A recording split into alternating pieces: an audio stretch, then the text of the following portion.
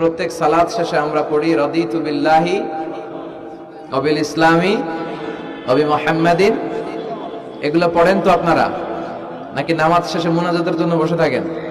আল্লাহুম্মা আমিন ইয়া আরহামার রাহিমিন, এরকম একটা মুনাজাত দেয় না দেশে? তাড়াহুড়ো করে, তাসবিহগুলো পড়তে চায় না। তাসবিহ পড়বেন, বিশ্বনবী সালাম ফিরানোর পরে আল্লাহু আকবার বলে আওয়াজ করতেন, এরপর 3 বার পড়তেন আস্তাগফিরুল্লাহ আস্তাগফিরুল্লাহ আস্তাগফিরুল্লাহ। এরপর বিশ্বনবী 33 বার সুবহানাল্লাহ পড়তেন, 33 বার আলহামদুলিল্লাহ পড়তেন, 34 বার আল্লাহু আকবার পড়তেন, আয়াতুল কুরসি পড়তেন। আপনারা পড়েন? মান ক্বারা আয়াতাল কুরসি দুবুরা কুল্লি সালাতিন মাকতুবাতিন লাম ইয়ামনাহু মিন দুখুলিল জান্নাতি ইল্লাল মাউত। প্রত্যেক ফরজ সালাতের পরে কেউ যদি আয়াতুল কুরসি পড়ে, তাহলে তার জান্নাতে ঢোকার ক্ষেত্রে আর কোনো কিছু